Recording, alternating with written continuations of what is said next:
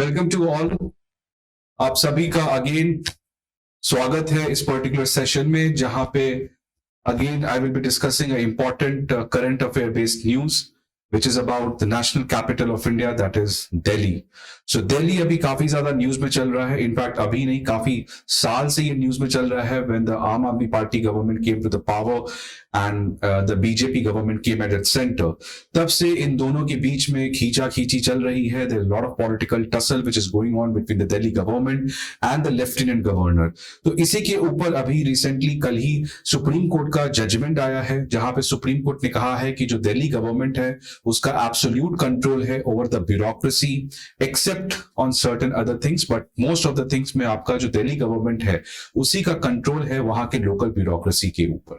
तो इसी संदर्भ में आज हम लोग इस पर्टिकुलर सेशन को कंडक्ट करेंगे, जहां पे will understand this whole issue from different perspectives, और जितने भी जजमेंट्स आ चुके हैं अभी ऑलरेडी उसके बारे में भी हम लोग बात करेंगे। सो फर्स्ट ऑफ ऑल आपको कुछ बेसिक इंफॉर्मेशन जो यहां पे देना चाहिए is that India has a asymmetric model of federalism. Asymmetric model of federalism आपको पता है, यहां पे दो कीवर्ड्स आ गए आपके पास। यहां पे आपके पास दो कीवर्ड्स देखने को मिलते हैं, जो कि पहला कीवर्ड है आपका asymmetric model of federalism. So first of all understand what is federalism. Federalism क्या होता है? So federalism is basically it is a contract between the centre and the state.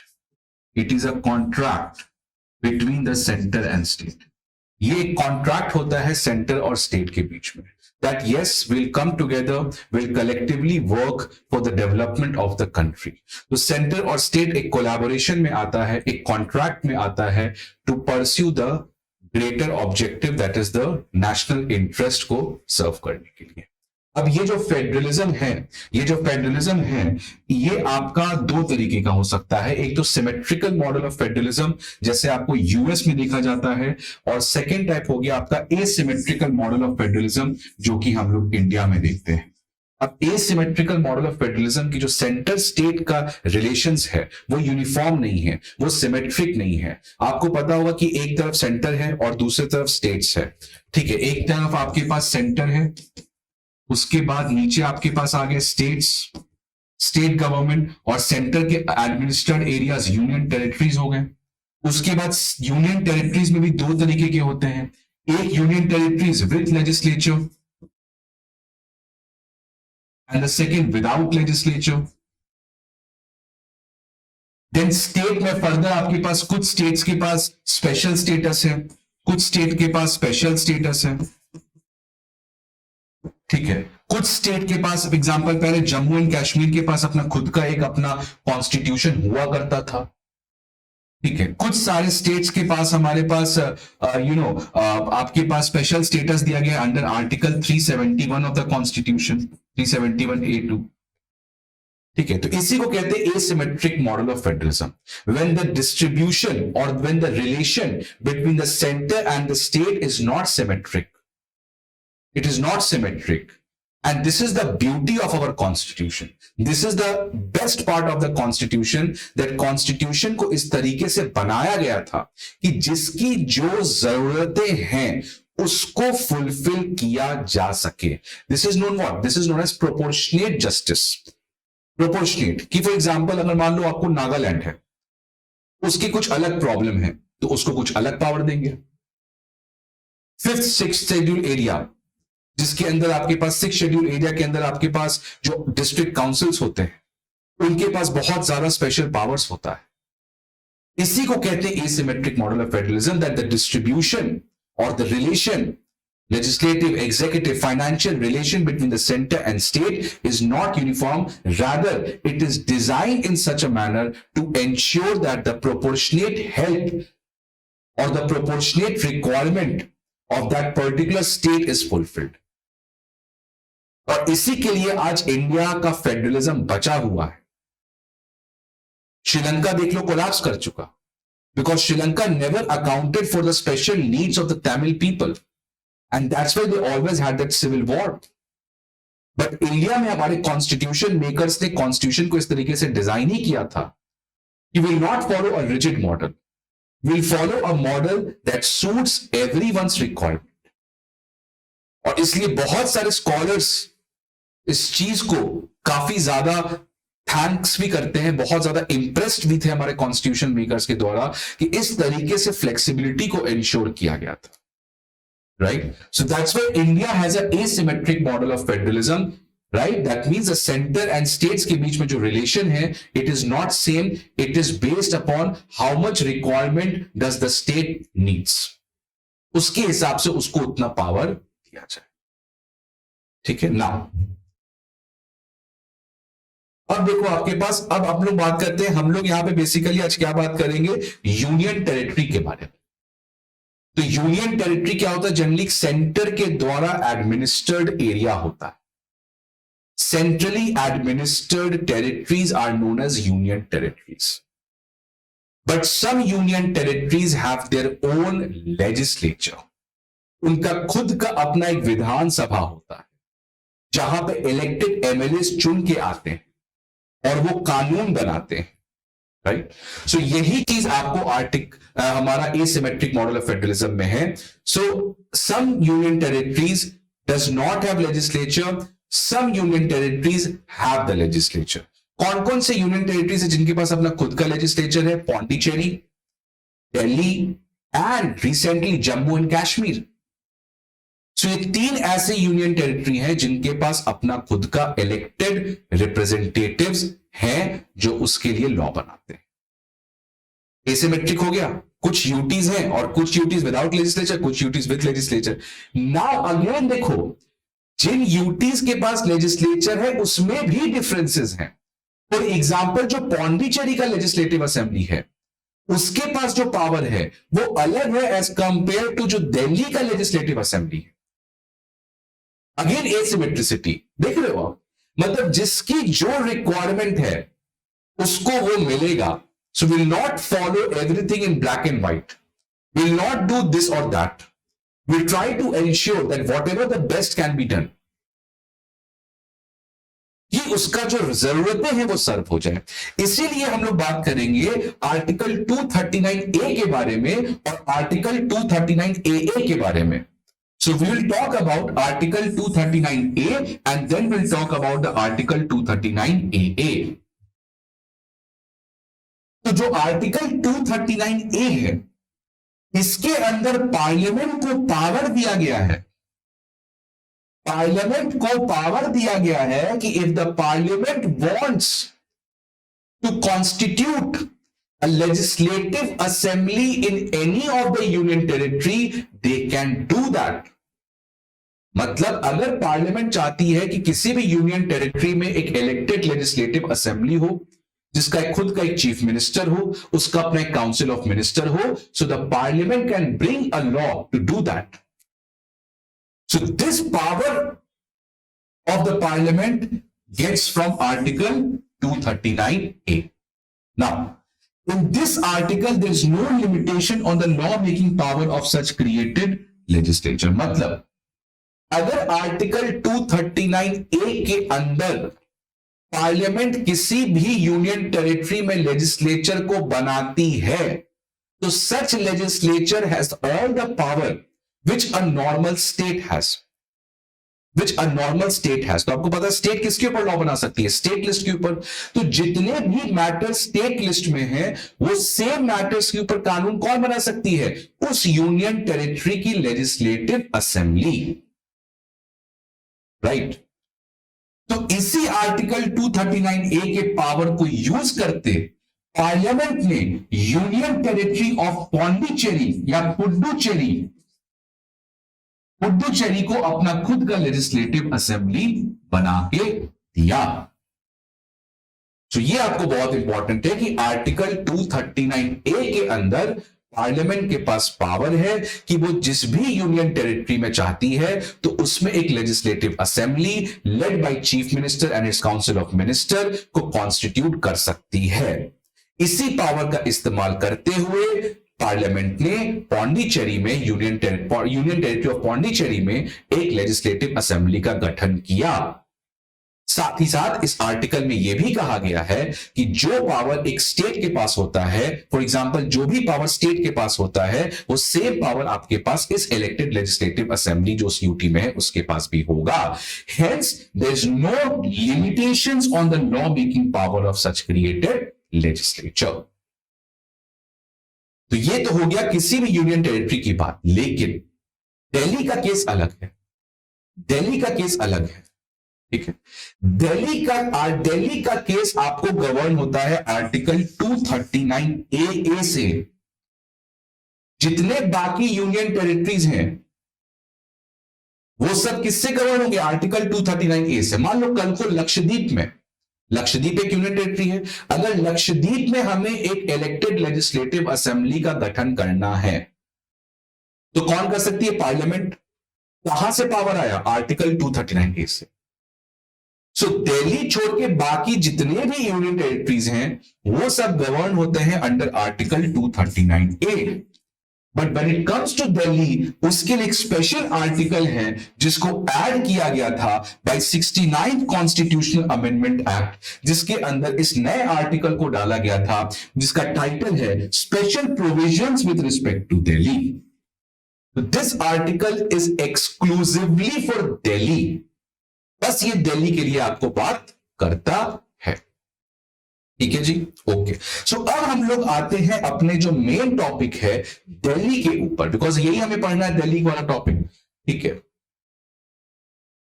Now so article 239 A which talks about the special provision with respect to Delhi.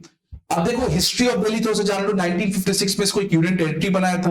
फिर 1989 में Balakrishnan committee था, उसने recommend किया था कि आपको दिल्ली को एक यूनियन टेरिटरी बनाया जाए विद अ लेजिस्लेटिव असेंबली भी होना चाहिए उसका खुद।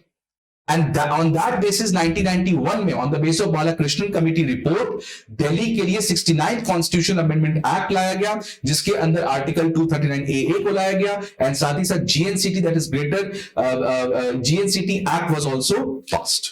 National capital territory of Delhi, greater national capital territory of Delhi, उस एक्ट को भी पास किया गया और इसके अंदर दिल्ली को लेजिस्लेटिव असेंबली का प्रोवाइड किया गया।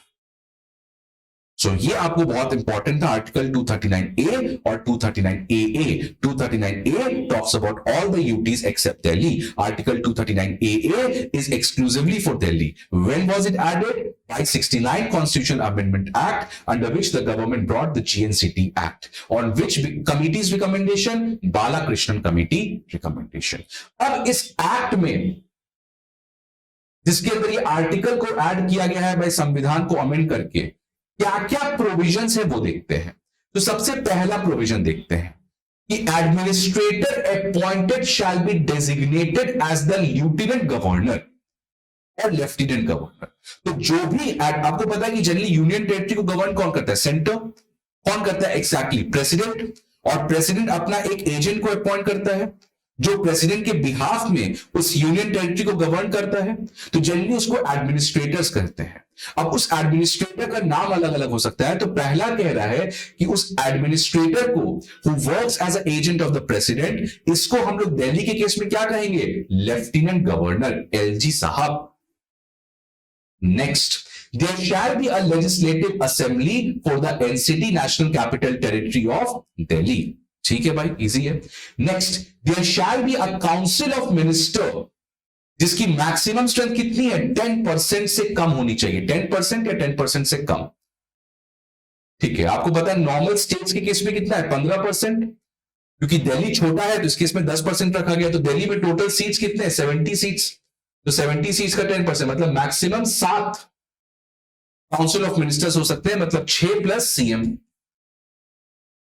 तो they can be 6 ministers and the 1 chief minister. तो कलेक्टिवली दे विल बी 7 और उसका maximum. Next, the chief minister and council of minister shall be appointed by the president. Now here is a confusing question, ठीक है। तो ये याद रखना, because the union territory, so the chief minister and council of minister not appointed. Because state में क्या होता है? स्टेट लेवल की बात करें तो स्टेट लेवल में जो चीफ मिनिस्टर है और जो काउंसिल ऑफ मिनिस्टर है उसको गवर्नर अपॉइंट करता है। सेंट्रल लेवल में प्राइम मिनिस्टर, उनके काउंसिल ऑफ मिनिस्टर्स को अपॉइंट कौन करता है? President. But in the case of Delhi, because पर से it's a union territory, The chief minister and the council of ministers shall be appointed by the president. Next, the council of ministers shall be collectively responsible. Collective responsibility आपको पता है, collectively responsible to the legislative assembly. Collective responsibility is the crux of parliamentary form of government. Collective responsibility basically entails that the entire council swims and sinks together. ठीक है, सो ये कुछ basic provisions थे जो ज्यादा कंफ्यूजिंग या ज्यादा complicated है, ये केवल फैक्चुअल कुछ थे. अब हम लोग देखते हैं जो कॉम्प्लिकेशंस आए हैं, जो कॉम्प्लिकेटेड पार्ट है इस पूरी चीज का, वो अब हम लोग इसमें देखते हैं. So what it says about the law making power. ये जो अमेंडमेंट किया गया, ये जो एक्ट लाया गया, उस पर लॉ मेकिंग पावर के बारे में क्या बात किया गया है. तो इसमें कहा गया है कि legislative assembly of Delhi has all the power to make laws enumerated in the state list except three things, that is police, land and public order. Police, land and public order. तो यही कहा गया कि जो लेजिस्लेटिव असेंबली ऑफ दिल्ली है वो किसी भी मैटर के ऊपर कानून बना सकती है which is written in the state list except three matters, that is police, land and public order. ये आपको पौंडीचेरी में नहीं मिलेगा. Pondicherry legislative assembly has all the power because Pondicherry legislative assembly has not been created in article 239 AA. ये हम लोग article 239 AA को पढ़ रहे हैं, which is only for the Delhi. So Pondicherry Legislative Assembly does not have such kind of limitations. It can make law on any of the matters given in the state list. But in Delhi, the Legislative Assembly cannot make laws related to these three things. Why? Because Delhi is the capital of the country. And because it's a capital, the central government has to have that kind of extra responsibility because, you know, अगर police आप state government के ऊपर छोड़ दोगे और G20 जैसी बड़ी summit होती है तो किसकी जिम्मेदारी होगी कि वहां पे आपको सिक्योरिटी इंश्योर करे. एम्बेसी को प्रोटेक्ट करना है, हाई प्रोफाइल डिग्निटरीज विजिट करते हैं, उनका सिक्योरिटी प्रोवाइड करना है. So you can not give all these things to a state. This is the rule of the central government. Hence police, public order, land क्योंकि दिल्ली के land में आपको parliament है, एम्बेसीज हैं, प्राइम मिनिस्टर हाउस है, राष्ट्रपति भवन है. तो ये इसीलिए ये पॉसिबल नहीं है कि आप इन इंपॉर्टेंट चीजों के ऊपर कानून बनाने का पावर आप वहां के स्टेट गवर्नमेंट को दे दो. इसलिए दीज थ्री थिंग्स के ऊपर आप कानून नहीं बना सकते ना. क्या इसका मतलब सेंटर जो है वो केवल इन तीन चीजों के ऊपर कानून बना सकता है और बाकी चीजों में जो दिल्ली की लेजिस्लेटिव असेंबली है उस पे क्या कोई सेंट्रल गवर्नमेंट कंट्रोल नहीं कर सकता है? Because Delhi again is a very important thing. तो ये देखो, how centre can protect it's interest. Centre अपना इंटरेस्ट, यूनियन गवर्नमेंट अपना इंटरेस्ट दिल्ली में कैसे प्रोटेक्ट कर सकता है? तो पहला तो मैं ऑलरेडी पढ़ चुका कि Delhi assembly has no power to make laws on public order, police and land. So this is the first thing by which the assembly or the union government can protect its interests. Second is a very important thing. तो यहां पे क्या है, public order, police और land कौन देखेगा? अगर दिल्ली सरकार नहीं देख रही है तो पब्लिक ऑर्डर, पुलिस और लैंड कौन देखेगा? Union government.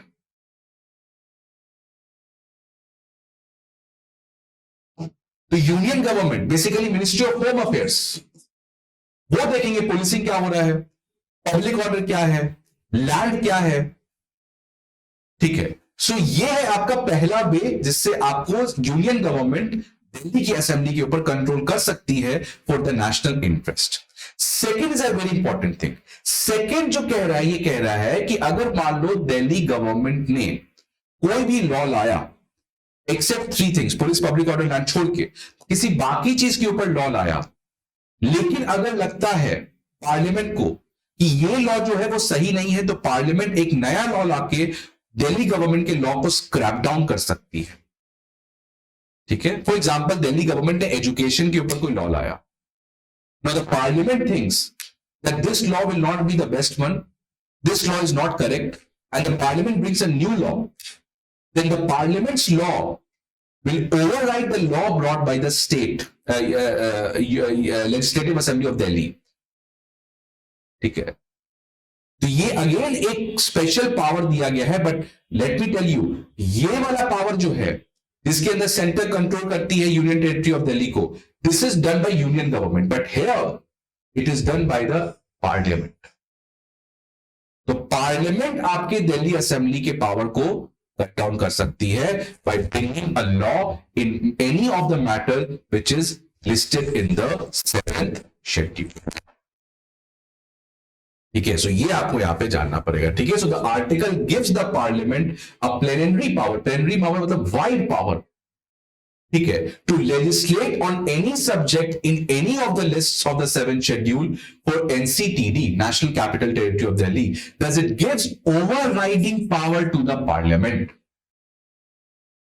ठीक है, तो क्या एक क्वेश्चन पूछते हैं आपसे, मान लो बिहार स्टेट है, अगर बिहार ने कोई लॉ लाया जो कि स्टेट लिस्ट में है, फॉर एग्जांपल एग्रीकल्चर सब्जेक्ट जो है वो स्टेट लिस्ट में है, तो अगर मान लो बिहार गवर्नमेंट ने एग्रीकल्चर के ऊपर कोई कानून लाया, तो क्या पार्लियामेंट के पास ये पावर है कि वो कोई नया लॉ उसी सेम सब्जेक्ट पे लाके बिहार गवर्नमेंट द्वारा लॉ पास किए गए को ओवरराइड कर सकता है? नहीं.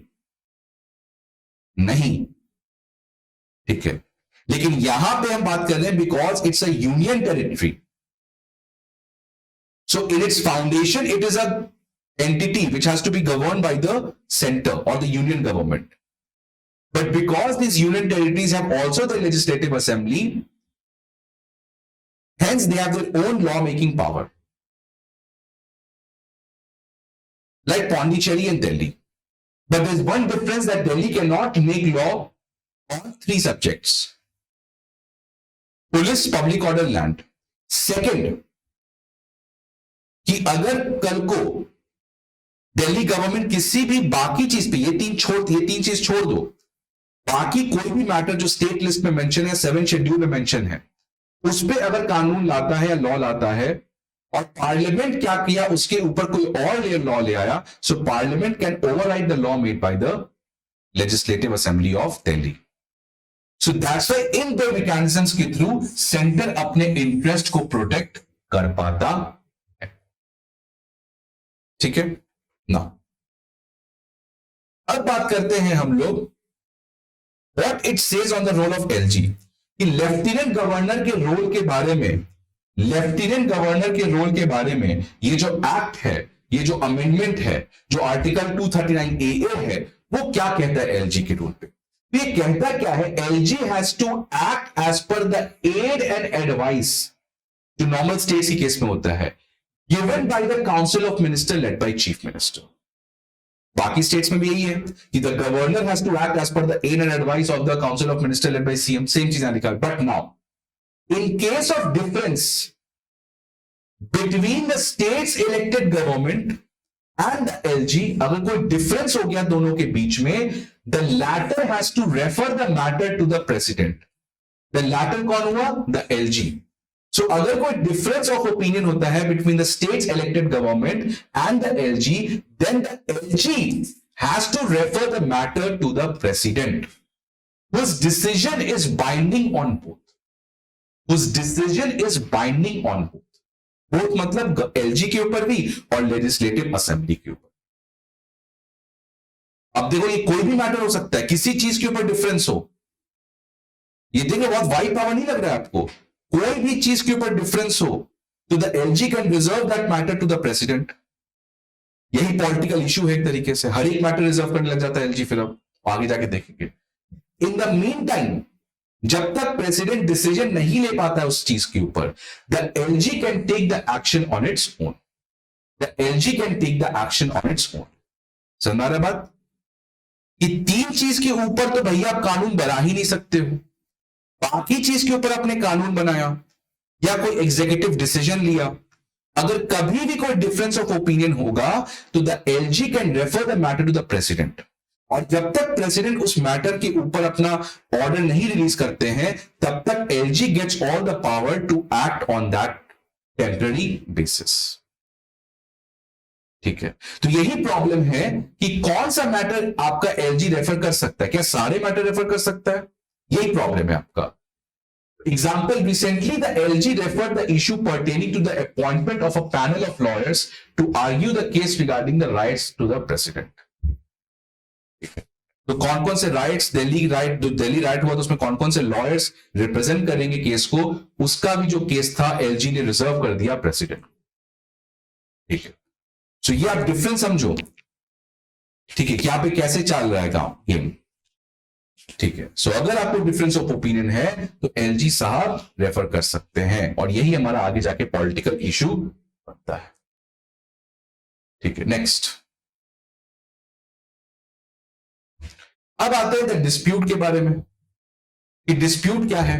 डिस्प्यूट, पहला डिस्प्यूट क्या है कि ब्यूरोक्रेसी को कंट्रोल कौन करता है, इसी के ऊपर जजमेंट आया है, ये हम लोग देखेंगे अभी। सेकंड डिस्प्यूट कि एलजी साहब फाइल्स के ऊपर अननेसेसरीली बैठे रहते हैं, कि एक फाइल गया मान लो, अब उसको साइन करना पड़ेगा, बट वो बैठा हुआ है बिकॉज कोई टाइम लिमिट है नहीं जिसके अंदर एलजी को एक्सेप्ट करना ही करना है।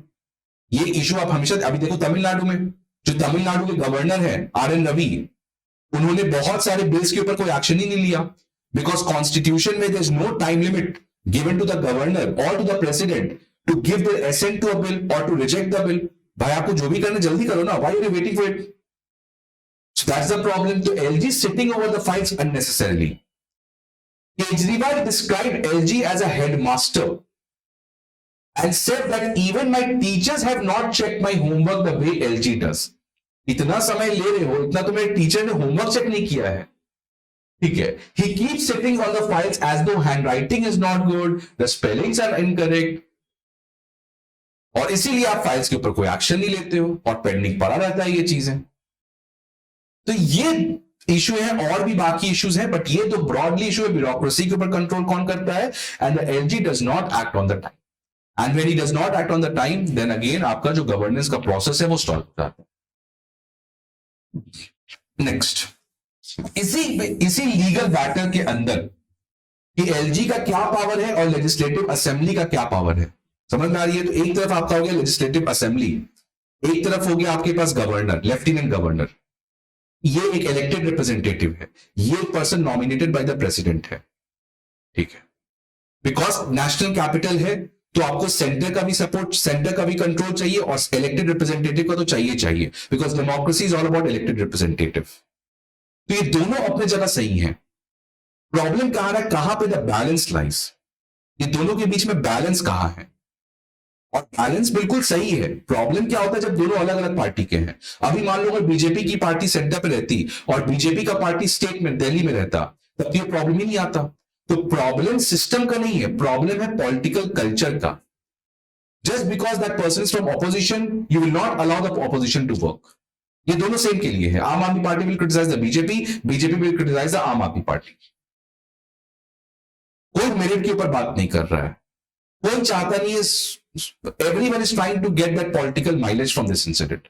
सब अपना पॉलिटिक्स चमकाने में लगे हुए, नहीं तो ये इशू बहुत बड़ा है नहीं यार। एलजी को इशू है क्या कि आप यहां से फाइल भेज रहे हो, लेजिस्लेटिव असेंबली वाले फाइल भेज रहे एलजी को, अब एलजी क्या करे, उस पर कुछ काम नहीं कर रहा है, फालतू के सारे बिल्स को प्रेसिडेंट के पास भेज देता है, इससे बहुत ज्यादा डिले हो जाता है।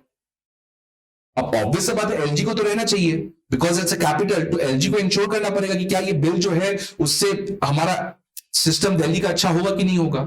बट द प्रॉब्लम इज कि it starts to get misused. ठीक है, सो इसी कॉन्टेक्स्ट में 2018 में 5 जज कॉन्स्टिट्यूशनल बेंच आता है, और ये जो बेंच है ये बहुत इंपॉर्टेंट चीज कहता है। आप देख सकते हो कि LG has not been entrusted with any independent decision making power, कि एलजी के पास अपना कोई इंडिपेंडेंट डिसीजन मेकिंग पावर नहीं है। He has to either act on the aid and advice given by the Council of Minister, या तो उसके पास अपना इंडिपेंडेंट पावर नहीं है, या तो वो काउंसिल ऑफ मिनिस्टर के एड एंड एडवाइस पे काम करे, या नहीं तो वो जो डिसीजन प्रेसिडेंट लिया है उसके बिहाफ पे एक्ट करे। ठीक है, so I am the lieutenant governor, I don't have any independent decision making power, have to act on the basis of 2 things. Pehla, aid and advice given by the Council of Minister. Second, if the LG has referred to the matter to the President, then whatever the decision of the President is, you simply follow that. मतलब आपको अपना दिमाग लगाने की जरूरत नहीं है। LG can not interfere in each and every decision of the Delhi government. ठीक है, LG can not interfere each and every decision of the Delhi government. ठीक है, सारे डिसीजन में आप इंटरफेयर नहीं कर सकते।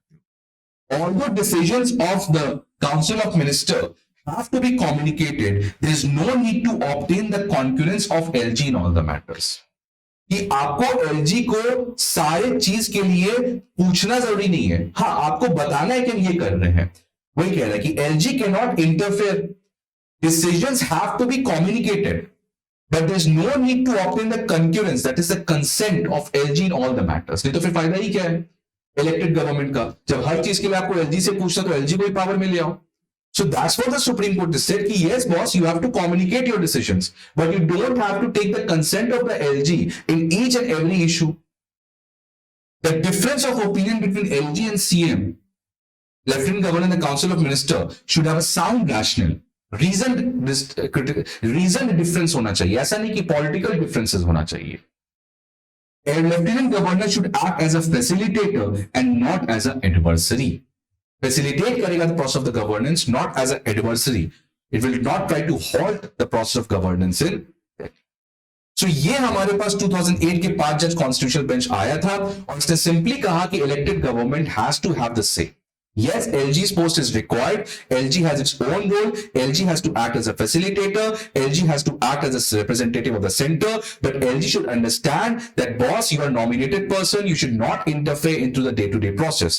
Yes, the communication should be made to you, but you do not have to give the consent, or you should not be asked for the consent in each and every matter. So ये 2018 का 5 जज का constitutional bench का आपका judgement आया।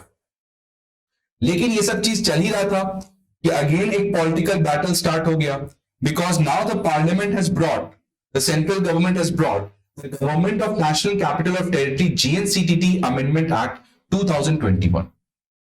अब ये amendment act again एक कॉन्ट्रोवर्शियल चीज बना गया। अगेन अब ये सुप्रीम कोर्ट में एक सब जुडिस मैटर है। This case has been referred to the supreme court. ठीक है, Abhishek Manu Singh on the behalf of Delhi government is representing the case.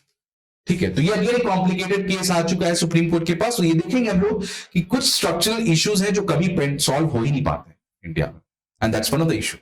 यहां पे देखो क्या है, this bill amends the government of NCT of Delhi act, जो 1991 में अमेंडमेंट करके आर्टिकल 239A डाला गया, वो सब उसी एक्ट को ये वापस से अमेंड करता है। क्या क्या है अब देखो इस एक्ट में। पहला, the term government refer to in any law made will imply lieutenant governor, कि जहां भी गवर्नमेंट वर्ड हम लोग यूज करते हैं that means what, lieutenant governor. और ये ठीक है, इससे कोई प्रॉब्लम नहीं है। आप देखोगे पूरे कॉन्स्टिट्यूशन में तो यही कहा गया, president will do this, governor will do this, but at the end president and governor is doing on the advice of the council of minister led by the CM और द PM।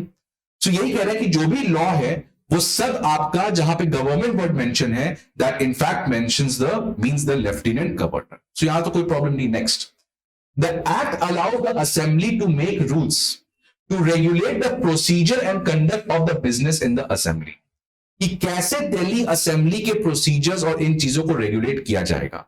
तो अभी तक Delhi legislative assembly के पास अपना independent power था, but now under this act ये कहा गया है कि जो भी दिल्ली लेजिस्लेटिव असेंबली के रूल्स एंड रेगुलेशंस होंगे अपने हाउस को कंडक्ट करने के लिए, such has to be made in compulsory with the rules, it has to be made consistent with the rules in the Lok Sabha। तो जो भी लोकसभा के रूल्स हैं वो सेम रूल्स उसके साथ कंसिस्टेंट होना चाहिए जो दिल्ली लेजिस्लेटिव असेंबली के रूल्स एंड रेगुलेशंस है। अब इसकी जरूरत क्या पड़ गई? Again this is a very important point, complicated, critical point, controversial thing. What was the need of this? Next, bill prohibits the legislative assembly. ये जो हमारा एक्ट है, सॉरी दिस एक्ट होगा, बिल नहीं होगा, the act, This act prohibits the legislative assembly from making any rule to establish itself any of the committee। मतलब legislative assembly कोई भी ऐसा कमिटी का गठन नहीं कर सकता है जिस कमिटी का काम आइदर ऑफ द टू है। कौन कौन सा चीज? Consider the matters of day to day administration of the NCT of Delhi, जो हर दिन एडमिनिस्ट्रेशन से रिलेटेड कुछ काम होता है। Second, conduct any inquiry in relationship to the administrative decisions.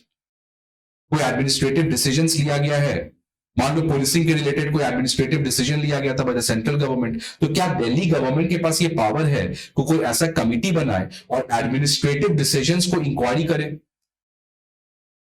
ठीक है, ये बेसिकली क्यों होता है? बिकॉज आपको पता है जो दिल्ली राइट हुआ था, तो दिल्ली राइट अगर राइट हुआ तो ये तो सेंट्रल गवर्नमेंट की फेलियर है, because police and public order comes under the union list, comes under the power of the central government. तो दिल्ली गवर्नमेंट ने कमिटी बना दिया, हम इंक्वायरी करेंगे कि राइट क्यों हुआ। तो इसीलिए कहा गया कि आप एडमिनिस्ट्रेटिव डिसीजंस के लिए कोई कमिटी को नहीं बना सकते हो, जो उसका कमिटी का काम है कि वो इंक्वायरी करे एडमिनिस्ट्रेटिव डिसीजंस का। तो इसलिए एक्ट कहता है कि legislative assembly does not have any power to constitute a committee which is related to do either of the two things. Next.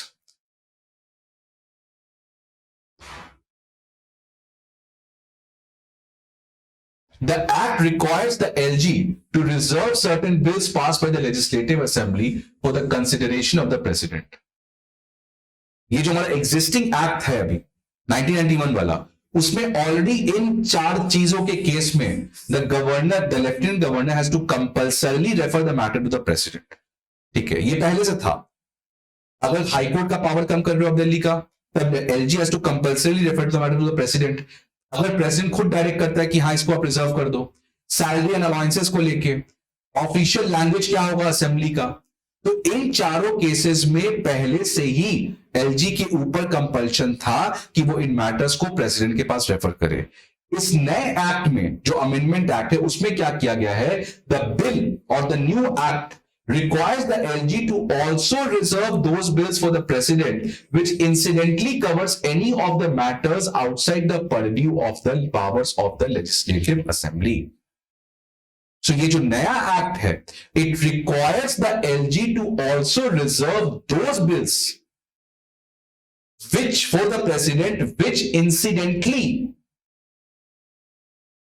covers any of the matter which is outside the purview of the powers of the legislative assembly. मतलब जो भी LG को लगता है कि इस particular चीज के ऊपर दिल्ली लेजिस्लेटिव असेंबली कानून नहीं बना सकती है, तो उन सारे मैटर्स को एलजी को रेफर करना पड़ेगा प्रेसिडेंट के पास। अब प्रॉब्लम क्या है, ये डिसाइड कौन करेगा कि ये मैटर जो है वो आपको दिल्ली लेजिस्लेटिव असेंबली के परव्यू में आती है कि नहीं आती है। तो ये बहुत बड़ा वाइड कॉनोटेशन है, काफी ज्यादा मतलब केवल रैंडमली लिखा हुआ है, इसका मिसयूज हो सकता है। कल को एलजी ने कह दिया कि हाँ ये तो आपके अंदर आता ही नहीं है, आप इसको रेफर करें। So that's the problem, right. So the bill, ये तो पहले 4 केसेस में आपको कंपल्सरली भेजना था, बट अब एक और चीज कहा गया कि now the LG can also reserve the bill to the president if that bill incidentally covers any of the matters which are outside the purview of the power of the legislative assembly. So ये आपका बहुत बड़ा एक problem आया। Next, the act specifies that all executive decisions taken by the government, whether taken on the advice of the minister or otherwise, must be taken in the name of LG. Executive action का मतलब एक तो legislative action होता है law बनाना, executive action का मतलब policy implement करना। Executive decisions का मतलब जो डे एंड ऑर्डर में, हाँ ठीक है यहाँ पे इतने सारे स्ट्रीट वेंडर्स का लगाया जाएगा, या आज लॉकडाउन लगेगा, यहाँ पे ये शॉप्स को बंद करना है, तो ये सब जो एग्जीक्यूटिव डिसीजंस होते हैं जो आप डे टू डे लेते हैं। तो क्या कह रहा है कि जितने भी वो एग्जीक्यूटिव एक्शंस थे जो गवर्नमेंट लेती है, except 3 things, police public order लाने तो ले सकती है, बाकी जितने चीजों पे, स्कूल बनाना, हॉस्पिटल्स खोलना, उन सारे चीज जो भी एग्जीक्यूटिव एक्शंस थे गवर्नमेंट के द्वारा, that has to be taken in the name of LG. ये पहले से था। अब इस नए एक्ट में क्या चीज किया गया, देखो, द बिल और the new act, it adds that on certain matters, कुछ मैटर्स में as specified by the LG, जो एलजी खुद स्पेसिफाई करेंगे, एलजी का ओपिनियन आपको लेना पड़ेगा before doing the executive action. ठीक है, तो यहां पे देखो क्या कह रहा है, यहां पे कह रहा है कि the act specifies that all executive action by the government whether taken on the advice of the ministers और otherwise must be taken in the name of LG. जितने आप एग्जीक्यूटिव एक्शंस ले रहे हैं सरकार, वो आपको एलजी के नाम पे लेना पड़ेगा। ये जो नया एक्ट है ये ऐड करता है कि कुछ मैटर्स में जो एलजी साहब खुद स्पेसिफाई करेंगे, उस एग्जीक्यूटिव एक्शन को परफॉर्म करने के लिए आपको उनका पहले कंसेंट लेना पड़ेगा। आप देख रहे हो, ये तो बहुत ज्यादा आपने एलजी के पावर को बढ़ा दिया है। अब ये executive power not only to police public order land, कोई भी एग्जीक्यूटिव ऑर्डर हो सकता है। स्कूल खोलना, दिल्ली गवर्नमेंट ने कहा कि ठीक है चलो हमने नेशनल स्कूल पॉलिसी लाया और हमने डिसाइड किया कि हर यहाँ पे स्कूल खुलेगा। अब कल को मैंने क्या एग्जीक्यूटिव डिसीजन लिया कि हाँ स्कूल खोल देते हैं, बट प्रॉब्लम क्या हो जाएगा, again it has to be, LG ने कह दिया कि नहीं first you have to ask me. इसलिए देखोगे बहुत ज्यादा न्यूज चलता है दिल्ली गवर्नमेंट स्कूल ही नहीं खोलने दे रहे, हॉस्पिटल ही नहीं खोलने दे रहे, बिकॉज इस एक्ट के अंदर the LG has the power कि आप पहले मुझसे पूछ लें इस एग्जीक्यूटिव एक्शन को करने के लिए, and that's why again the problem begins. तो ये आपका जो नया एक्ट था, ये जो आपका नया एक्ट था, इसके अंदर ये सारे अगेन कुछ कॉम्प्लिकेटेड प्रोविजंस हमें देखने को मिला। ठीक है, इसके चैलेंजेस क्या क्या, चैलेंजेस वही है, चैलेंजेस है आपका, it equates the position of LG with that of the government. Government is elected representative, LG is a nominated representative, और आप दोनों को क्या किया आपने दोनों को इक्वेट कर दिया। ठीक है, next, authorising the lieutenant governor to withhold the consent from bills who are outside, which are outside the scope of legislative power। हमने बात किया था कि अगर लेफ्टिनेंट गवर्नर को लगता है कि ये जो पर्टिकुलर बिल है it is outside the power of the legislative body, then it can reserve the thing to the president. अब अगेन ये डिस्क्रिशनरी पावर, इसका मिसयूज हो सकता है वो मैटर आपको लेजिस्लेटिव असेंबली के पावर में हो, बट एलजी ने कह दिया कि नहीं, मुझे तो लगता है कि ये है ही नहीं आपके पावर के अंदर। Next, it divests the executive power of the elected government of Delhi by transferring the power of the lieutenant to the lieutenant governor and the secretaries। ये एग्जीक्यूटिव पावर के केस में भी अब हमने देखा था किस तरीके से एग्जीक्यूटिव एक्शंस के केस में भी एलजी स्पेसिफाई कर सकता है कि इस एग्जीक्यूटिव एक्शन को परफॉर्म करने के लिए पहले आप मुझसे कंसेंट ले लो। तो इसलिए जो पावर है, एग्जीक्यूटिव पावर जो इलेक्टेड गवर्नमेंट का, वो भी ट्रांसफर कर दिया गया है लेफ्टिनेंट गवर्नर और ब्यूरोक्रेसी के पास। It empowers the officials to interfere into the day-to-day administration of the Delhi government by introducing the requirement of obtaining the lieutenant governor's view before executing a decision of the Council of Ministers। अब देखो, जैसे for example मान लो मैं दिल्ली का education minister हूं, मैंने एक policy लाया कि मैं यहां पे स्कूल खोलूंगा, एक लॉ मैंने पास कर दिया, अब मुझे इसको एग्जीक्यूट करना है। तो एग्जीक्यूट कौन करता है, परमानेंट ब्यूरोक्रेसी जो है, जो परमानेंट एग्जीक्यूटिव है ब्यूरोक्रेसी। अब मैंने कह दिया अपने एक ऑफिसर को कि आज जाओ यहाँ पे स्कूल खोलो। अब प्रॉब्लम क्या हो गया है कि अब एलजी के पास अपने पावर दे दिया है कि अगर कोई भी एग्जीक्यूटिव एक्शन करना है तो एलजी कह सकता है कि आप पहले मुझसे पूछ लो। तो वो ब्यूरोक्रेट क्या करेगा, वो जाके पहले एलजी से पूछेगा। यही प्रॉब्लम हो रहा था कि ब्यूरोक्रेसी और एलजी एक तरफ हो जा रहे थे और दिल्ली गवर्नमेंट को कुछ पावर ही नहीं बच रहा था। इसी में आज जजमेंट आया है कि वो क्या ब्यूरोक्रेसी, क्योंकि ऑफिसर क्या बोलेगा कि नहीं एलजी साहब ने तो मुझसे खुद पूछा कि मैं करूं या ना करूं। ठीक है, so that's why it shifted the power. ठीक है, so it empowered the officials to interfere in day to day administration of the Delhi government by introducing the requirement of obtaining the lieutenant governor's view before executing a decision of the council of ministers. Next, interfering with powers of the assembly to frame its own rule of business. अब आपने कह दिया कि assembly का जो rules and regulations होगा that has to be as per the Lok Sabha rules. ठीक है, तो ये कुछ प्रॉब्लम के पॉइंट्स आपके यहां पे हमें देखने को मिल रहे हैं। ठीक है, कि आपको बिल अब रिजर्व करने का पावर लेफ्टिनेंट गवर्नर से बढ़ा दिया गया है। लेफ्टिनेंट गवर्नर एग्जीक्यूटिव डिसीजंस में भी अब इंटरफेयर कर सकता है। तो पहले क्या था कि भैया दिल्ली गवर्नमेंट के पास सारा पावर है, केवल 3 चीज को छोड़ के, police, land and public order, बाकी चीज में लेफ्टिनेंट गवर्नर वो 3 चीजों के ऊपर करेगा काम। अब क्या है कि अब आपने उन 3 चीजों के अलावा ये भी कह दिया है कि अगर लेफ्टिनेंट गवर्नर को लगता है कि ये जो मैटर है ये इसके पावर के बाहर है, उसको आप रिजर्व कर दो। सेकंड, कि बाकी हर एक चीज में, हेल्थ, एजुकेशन, जो ऑलरेडी उसका काम है दिल्ली लेजिस्लेटिव असेंबली का, उसके भी एग्जीक्यूटिव एक्शंस में अगर लेफ्टिनेंट गवर्नर को लगता है कि उनका पहले कंसेंट लेना चाहिए तो वो डायरेक्ट कर सकते हैं। तो ये डे टू डे इंटरफेरेंस का सवाल हो गया है। हर दिन आप कोई भी एग्जीक्यूटिव डिसीजन लो, आप यहाँ पे स्कूल खुलेगा, यहाँ पे हेल्थ का, यहाँ पे हम मोहल्ला क्लिनिक खोलेंगे, कुछ भी खोलेंगे, आपको एलजी से पहले परमिशन लेना पड़ेगा क्योंकि एलजी ने कह दिया है। अब एलजी अपने ब्यूरोक्रेट के थ्रू आपको हैरास करेगा। तो ये पूरा इशू था।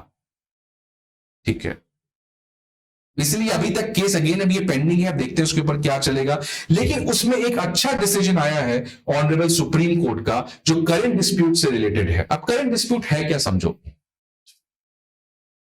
दिल्ली गवर्नमेंट 3 चीजों के ऊपर कानून नहीं बना सकती है, पुलिस, लैंड, पब्लिक ऑर्डर। बाकी चीजों पे दिल्ली गवर्नमेंट तो इंडिपेंडेंट है, उन चीजों पे लॉ बना सकती है, करेक्ट? ठीक है। मान लो एजुकेशन की बात करते हैं, तो एजुकेशन के ऊपर लॉ तो बना सकती दिल्ली गवर्नमेंट। अब बात आता है इसको एग्जीक्यूशन का, इसको इंप्लीमेंटेशन का।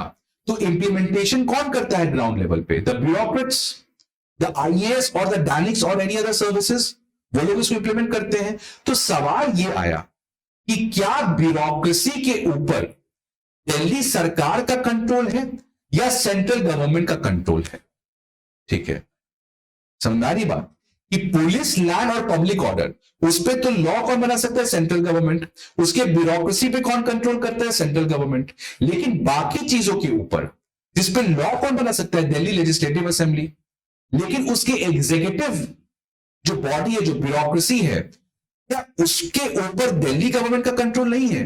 क्या यह सेंट्रल गवर्नमेंट का कंट्रोल है? तो यही केस आपको सुप्रीम कोर्ट ने कहा कि केवल पुलिस, लैंड, पब्लिक ऑर्डर के केस में लेजिस्लेटिव और एग्जीक्यूटिव पावर सेंट्रल गवर्नमेंट के पास है, लेकिन बाकी हर एक सर्विसेज के ऊपर, एडमिनिस्ट्रेटिव डिपार्टमेंट के ऊपर लेजिस्लेटिव पावर दिल्ली गवर्नमेंट के पास है, साथ ही साथ एग्जीक्यूटिव पावर्स दिल्ली गवर्नमेंट के पास है। दैट मींस कंप्लीट कंट्रोल है ब्यूरोक्रेसी का, एक्सेप्ट ऑन दीज 3 मैटर्स। बाकी हर एक चीजों में जो भी वहां के ब्यूरोक्रेट्स हैं, उन पे सारा कंट्रोल किसका होगा? दिल्ली गवर्नमेंट का। और ये क्यों होगा? बिकॉज फॉर एग्जाम्पल मान लो हम, चलो वो आगे देखते हैं, ठीक है, वो आगे देखते हैं, पहले समझते हैं कि क्या है इसको चीजें। ठीक है, तो centre had sought reference to the large bench. 27 अप्रैल 2022 को जो सेंट्रल गवर्नमेंट है उसने कहा है कि ये जो मैटर ऑलरेडी चल रहा था कि ब्यूरोक्रेसी का किस पे कंट्रोल है, तो सेंट्रल गवर्नमेंट ने कहा कि इस मैटर को हमें एक लार्जर बेंच के पास रेफर कर देना चाहिए। बिकॉज उसने कहा कि आर्ग्यूइंग दैट, उसने क्या आर्ग्यू किया कि needed the power to make transfer and postings of officers in Delhi on account of it being the national capital and the face of the nation. Because it's the national capital and the face of the nation, the central government needs to have such kind of power to control the bureaucracy, otherwise the Delhi can completely turn into a chaos। तो अब judgment आया क्या?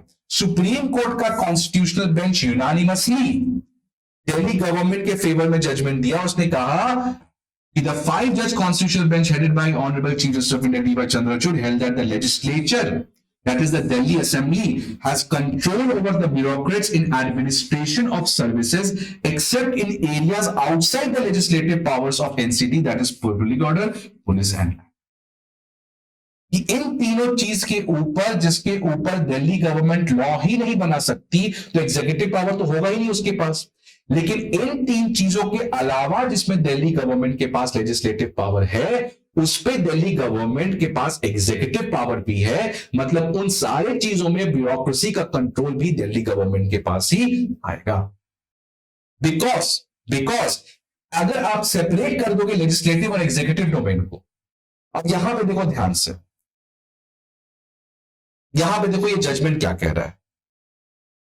If a democratically elected government is not given the power to control the officers, the principle of triple chain of accountability will be redundant. If the officers stop reporting to the ministers or do not abide by their direction, the principle of collective responsibility, very, very important judgment. The principle of collective responsibility is vitiated, is affected. Because आपको पता है कि India में parliamentary form of government में the council of minister is collectively responsible to the legislative assembly and in the centre to the Lok Sabha. अब मान लो council of minister collective responsibility क्या हुआ कि अगर आप गलती करोगे तो आपको पूरा हटाया जा सकता है। लेकिन मान लो मैं मिनिस्टर हूं, मैं दिल्ली का एजुकेशन मिनिस्टर हूं, मैंने लॉ बना दिया, यहां पे स्कूल बनेगा, मैं स्कूल बनाने के लिए ऑर्डर दे दिया अपने एक ऑफिसर को, अब वो उसको स्कूल को बना ही नहीं रहा है, बिकॉज वो ब्यूरोक्रेट को कंट्रोल कौन कर रहा है? Central government. अब सेंट्रल गवर्नमेंट ने कह दिया कि नहीं, स्कूल मत बना, छोड़ दो। तब देख लो प्रॉब्लम हो रहा है कि मेरे अंडर एक ऑफिसर काम कर रहा है, मैं उसका मिनिस्टर हूं, मैंने उसको कहा कि आप जाके एग्जीक्यूट करो, स्कूल बनाओ, बट वो ब्यूरोक्रेट है, वो किसके अंदर आ रहा है काम, वो उसमें कोई कंट्रोल कौन कर रहा है? तो कैसे कलेक्टिव रिस्पॉन्सिबिलिटी? भाई मैंने तो सब कुछ किया, मेरी कलेक्टिव रिस्पॉन्सिबिलिटी लेजिस्लेटिव असेंबली के ऊपर, तो मैं अपने कलेक्टिव रिस्पॉन्सिबिलिटी को एक्सरसाइज कैसे कर सकता हूं? I have to get the work done. लेकिन अगर वो बात ही नहीं कर रहा है, वो मेरी बात ही फॉलो नहीं कर रहा है, मैं उसको बोल रहा हूं स्कूल खोलो, वो खोल ही नहीं रहा है, वो 1.5 साल से 2 साल से पेंडिंग किया हुआ है कि हाँ खोलते हैं ना मिनिस्टर साहब, और मैं उसको कुछ कर नहीं, मैं उसको ट्रांसफर भी नहीं कर सकता हूं, बिकॉज उसको कंट्रोल कौन कर रहा है? Central government. तो प्रॉब्लम हो गया ना कि मैं अपने ऑफिसर को कह रहा हूं, being Delhi education minister, I am telling sir ma'am please go and make the school, but that officer is coming under the power control of the central government, और वो उस फाइल के ऊपर 1.5-2 साल तक बैठा हुआ है, मैं उसको ट्रांसफर भी नहीं कर पा रहा हूं। और लेजिस्लेटिव असेंबली में मुझसे सवाल पूछा गया कि स्कूल खुलना था, आपने तो खोला नहीं, स्कूल कर क्या रहे थे आप? तो मेरी तो अकाउंटेबिलिटी वहां पे अपहेल्ड हो जाएगी, बट क्या मेरी गलती है उसमें? तो जब तक मेरे ऑफिसर्स मेरे अंदर काम ही नहीं करेंगे तो मैं अपना काम कैसे कर सकता हूं? ठीक है, सो कलेक्टिव रिस्पॉन्सिबिलिटी को होने के लिए I have to have that control over my officers, नहीं तो मेरी क्या गलती है? So that's what the supreme court says कि अगर आप इलेक्टेड गवर्नमेंट को ये पावर नहीं दोगे to have the control over the executive to control the officers, then the officers will stop reporting to the minister, and how then the principle of collective responsibility can be ensured? That's a good thing. Next, the Supreme Court also says that the executive power of the union in a state over matters on which both the union and states can legislate is limited to ensure that the governance of state is not taken over by the union. This would completely abrogate the federal system of governance and the principle of representative democracy. अगर आप इस तरीके का separation करोगे तो representative democracy का जो model है वो विशिएट हो जाएगा। और साथ ही साथ कहा कि the principle of democracy and federalism forms a part of basic structure, so वही कह रहा है अगेन, इस पूरे जजमेंट का क्रक्स यही है कि यार दिल्ली वालों आप समझ जाओ, दिल्ली का जो इशू है, सुप्रीम कोर्ट ने बार बार इस चीज को कहा है कि जो यूनियन गवर्नमेंट है उसका केवल 3 चीजों के ऊपर कंट्रोल है वाया एलजी, बाकी हर एक चीजों के ऊपर दिल्ली गवर्नमेंट का ही कंट्रोल है। लेकिन प्रॉब्लम क्या होता है कि कुछ कुछ ग्रे एरियाज हैं जहां पे आपको डिस्क्रिशनरी पावर दिया गया है एलजी के ऊपर, उसका एलजी कभी कभार मिसयूज करते हैं, कभी कभार मेरिट्स के ऊपर डिसीजन लेते हैं, कभी कभार उसको मिसयूज भी करते हैं। सो ये पूरा प्रॉब्लम ऐसा नहीं कि इसको रिजॉल्व नहीं किया सकता है, that only needs political will, it only needs political statesmanship, it only needs a ethical political culture, it only needs a culture of tolerance and acceptance, then the whole thing will be resolved. But the problem is कि दोनों आपस में लड़ते हैं। ठीक है, now what is the way ahead? क्या क्या किया जा सकता है? तो आप देखो कैसे इस इशू को रिजॉल्व किया सकता है। पहली बात तो एक इस पूरे दिल्ली का जो केस है, 5 जज बेंच ये सब छोड़ो, refer this matter to a 7 or 11 जज constitutional bench to clear the fuzz about it. इसको पूरा होलिस्टिकली हमें रिजॉल्व करना पड़ेगा। Second, president decision should be sought only on constitutionally important issue, मतलब LG should not refer every matter to the president. Second, third, constitutional trust and morality should be ensured, what is need is the statesmanship. Next to again interesting thing, Washington DC model. आपको पता है Washington DC is again the capital of US. अब ये Washington DC क्या है? एक district है, एक डिस्ट्रिक्ट है। जैसे दिल्ली कैपिटल है वैसे वॉशिंगटन डीसी आपका क्या है? कैपिटल है। लेकिन it's not a state, it's not a UT, it's a district, एक डिस्ट्रिक्ट है। लेकिन इसको कंट्रोल कौन कर रहा है? देखो, US constitution provides for a federal district, ये एक फेडरल डिस्ट्रिक्ट है which comes under the exclusive jurisdiction of the Congress, that is the US Parliament. तो मतलब उस पूरे वॉशिंगटन डीसी को कौन चला रहा है? वहां का कांग्रेस। उस कांग्रेस में से कोई एक मेंबर को अपॉइंट किया जाता है। The district therefore is not part of any US state. तो किसी भी यूएस स्टेट कुछ नहीं है, it is completely comes under the jurisdiction of the US Congress. तो वैसे ही हम लोग दिल्ली में कर सकते हैं। ये जो दिल्ली का ये पूरा एरिया है, ये आपका एनडीएमसी वाला एरिया है, ये आपका दिल्ली कैंटोनमेंट वाला एरिया है, और बाकी हमारा नॉर्मल दिल्ली है जो कि हमारे न्यू दिल्ली म्युनिसिपल कॉर्पोरेशन के अंदर आता है, NDMC, new Delhi municipal corporation, sorry ये एनडीएमसी वाला हो गया, और ये हमारा हो गया आपका म्युनिसिपल कॉर्पोरेशन एरिया।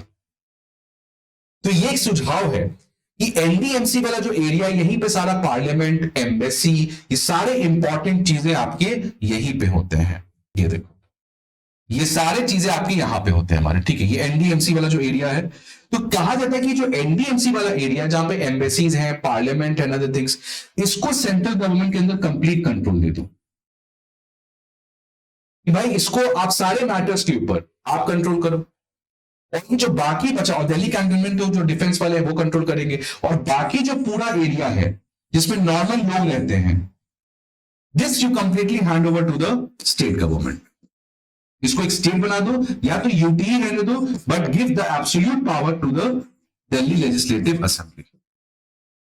और जो एनडीएमसी है, जो क्रिटिकल एरिया जहां पे एम्बेसीज, पार्लियामेंट, सब कुछ इंपॉर्टेंट चीजें हैं, वो आप कंप्लीट कंट्रोल में दे दो सेंट्रल गवर्नमेंट को, या नहीं तो आप एनडीएमसी वाले एरिया को ले आओ इंडिया के पार्लियामेंट के कंट्रोल में, जैसे वॉशिंगटन डीसी मॉडल है। तो उससे ये पूरा प्रॉब्लम खत्म है। थोड़ा सा कुछ रीएडजस्टमेंट करना पड़ेगा, कुछ एरियाज मान लो यहां पे अगर कोई एम्बेसी है तो उसको भी एनडीएमसी में लाना पड़ेगा, तो ये कुछ करके आपको एक कुछ बनाना पड़ेगा जो एनडीएमसी वाला न्यू दिल्ली म्युनिसिपल कॉर्पोरेशन वाला एरिया है, वो पूरा आपका उसके अंदर आ जाए, और जो बाकी दिल्ली म्युनिसिपल कॉर्पोरेशन नॉर्मल वाला है वो आपका कंप्लीट स्टेट गवर्नमेंट के अंदर आ जाए। तो इस तरीके से ये थोड़ा कॉम्प्लिकेटेड है। इसके PDF I will be providing you, Telegram channel पे जाके आपको मिल जाएगा। इस पीडीएफ को आप वहां से जाके इसको डाउनलोड करके पढ़ो।